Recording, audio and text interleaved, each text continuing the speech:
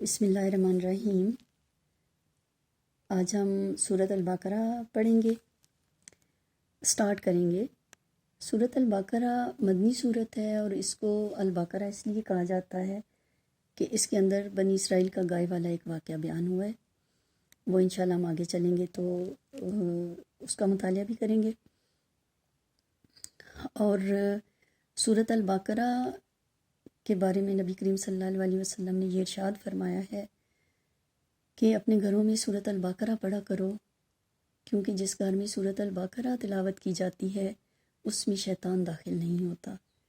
تو اس کو شروع کر لیتے ہیں۔ بسم اللہ الرحمن الرحیم، اعوذ باللہ من الشیطان الرجیم، بسم اللہ الرحمن الرحیم۔ الف لام میم۔ الف لام میم حروف مقطعات ہیں اور ان کا ٹرانسلیشن چونکہ امت کو نہیں بتایا گیا، نہ ہی صحابہ کرام نے پوچھا، نہ ہی نبی کریم صلی اللہ علیہ وسلم نے بیان فرمایا، لیکن یہ ایمان رکھنا چاہیے کہ یہ بامانی حروف ہیں، ہماری عقل اور ادراک سے بالا ان کے معنی ہیں ضرور، لیکن ہمیں معلوم نہیں ہے۔ ذالک الکتاب لا ریب فیہ، یہ ایک ایسی کتاب ہے جس میں کوئی شک نہیں ہے۔ ہدی للمتقین، یہ متقین کے لیے ہدایت ہے۔ اب ذالک الکتاب لا ریب فیہ کا مطلب یہ ہے کہ یہ ایسی کتاب ہے جس کے کلام الہی ہونے میں کوئی شک نہیں ہے، اس بات میں کوئی شک نہیں کہ یہ اللہ تعالیٰ کا کلام ہے، اور اس وجہ سے پھر اس کے اندر بیان کیے گئے حقائق میں بھی ہم کوئی شک نہیں کریں گے۔ جو حقیقت قرآن پاک نے بیان کر دی، چاہے وہ کسی فیلڈ آف لائف سے متعلق ہے، وہ حقیقت اٹل ہے اور اس میں کسی قسم کے شک کی گنجائش نہیں ہے۔ کچھ سائنسی حقائق بھی قرآن پاک میں بیان کیے گئے ہیں، تو میرا یہ ایمان ہے کہ ان پہ ہمیں ان کو اٹل سمجھنا چاہیے اور سائنس کے مطابق اس کو نہیں پرکھنا چاہیے۔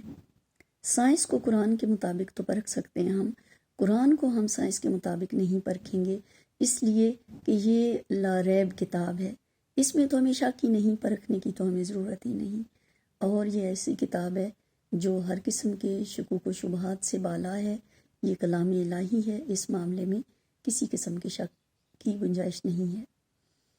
ہدی للمتقین، یہ متقین کے لیے ہدایت ہے۔ اس سے کیا مراد ہے؟ اس سے یہ مراد ہے کہ اب دیکھیں اپنے سٹارٹ میں ہی قرآن پاک ہر پڑھنے والے کو ہدایت دینے کا وعدہ نہیں کر رہا۔ اب کوئی شخص قرآن پاک کا مطالعہ بھی کرتا ہے اور پھر کہتا ہے کہ مجھے تو اس سے ہدایت حاصل نہیں ہوئی، تو ہم یہ کہیں گے کہ قرآن تو ہر ایک کو ہدایت دینے کا وعدہ نہیں کر رہا۔ قرآن پاک تو وعدہ کر رہا ہے ہدایت کا متقین کے لیے۔ متقین ایسے لوگ جو اپنے دل کو اللہ کی محبت سے بھر کے اللہ تعالیٰ کی رضا کے حصول کی خاطر قرآن پاک کو کھولیں گے۔ وہ دیکھنا چاہیں گے کہ میرا رب مجھ سے کیا چاہتا ہے، اس کی رضا کیا ہے، ان کے دلوں میں تقویٰ ہوگا، اللہ کی ناراضگی کا خوف ہوگا، اور وہ قرآن پاک کا مطالعہ کریں گے تو پھر وعدہ ہے قرآن کا، پھر اللہ کا وعدہ ہے کہ قرآن پاک ان کو ہدایت دے گا۔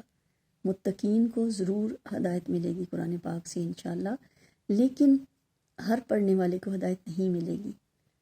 قرآن پاک کا مطالعہ کوئی ایسا شخص کرتا ہے جو اس کو سمجھنا ہی نہیں چاہتا، اگر کوئی ایسا شخص کرتا ہے کہ جس کی نیت میں یہ بات ہی نہیں کہ وہ قرآن سے ہدایت حاصل کرے۔